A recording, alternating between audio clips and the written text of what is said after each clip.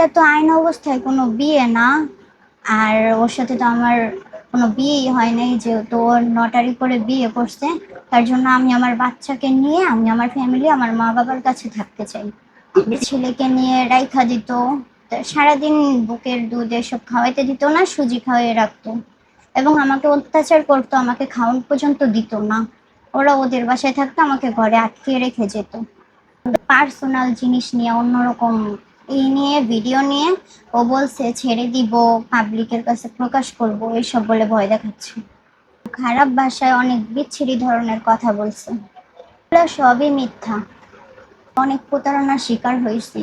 বলছি আমার মতন যেন এরকম ভুল আর কোনো মেয়ে মানুষ না করে। ইদানিং এই যে আমি এই মামলাটা আমার কাছে আসার পর নিজের অভিজ্ঞতা থেকে বলছি, এই যে আজকে দুদিন ধরে একজন নির্বাহী ম্যাজিস্ট্রেট পরিচয় দিয়ে এই মেয়েটাকে ফোনে কথা বলে নোংরা নোংরা ভাষা, কিভাবে শারীরিক সম্পর্ক হয় শুরু থেকে শেষ পর্যন্ত, এই ছেলের সাথে কি হয়েছে, এইসব বিষয় তাকে কোশ্চেন করছে। যখনই ফোন কেটে দিয়েছে তখন বলছে আমার আইনজীবীর সাথে কথা বলেন। ওই লোকের সাথে আমি কথা বললাম, আপনি কেন এগুলো করেছেন। সে আমাকে সহ, আমার পরিবার, আমার বাবা মা আর পুরো আমাকে ওই একই ধরনের ভাষায় ব্যবহার করেছে।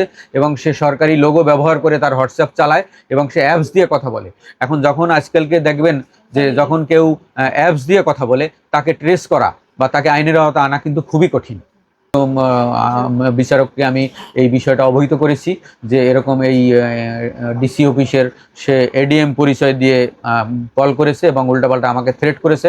তখন বিজ্ঞ বিচারক এই নাম্বারটাও ট্রু কলারে দেখেছে, তার নামে এডিএম ট্রু কলারে লেখা আসছে যে সে এডিএম। আসলে সে একজন প্রতারক, সে কোনো এডিএম না। তার মুখের ভয়েসটা পর্যন্ত সে ভাইরাল করে দিয়েছে।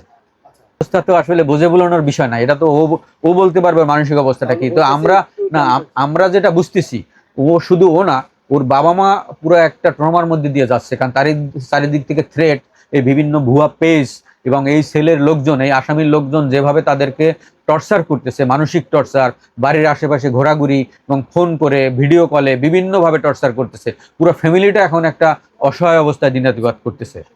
এই ছেলেটা বলেছে যে যেহেতু তারা এক জায়গায় ছিল, তাদের মধ্যে কিছু ভিডিও থাকতেই পারে।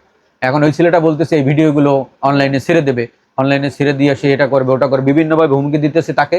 এবং এটা নিয়ে আমরা খুব আসলে শঙ্কিত যে এই যা ঘটছে, আরো যদি এরকম কিছু ঘটে, সেক্ষেত্রে এই মেয়েটার যদি একটা দুর্ঘটনা ঘটিয়ে ফেলে, এর দায়ভার কে নেবে। আইনানুগ ভাবে দৌড়াদৌড়ি করতে গেলে একটা টাকা পয়সারও ব্যাপার আছে, ফ্যামিলির একটা সবকিছুর ব্যাপার আছে। একজন আইনজীবীর কাছে যান বা যেখানে যান, ফ্রি তো কেউ করবে না। আমি ফ্রি করে দিলাম, আপনি ফ্রি করে দিলেন, সবাই তো করবে না। এখন দৌড়াদৌড়ি করতে হলে তো একটা টাকার ব্যাপার আছে, টাকার যোগানটা কে দেবে।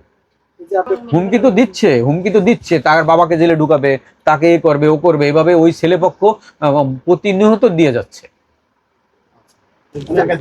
আমরা একটু ওর কাছে, ওর মানুষ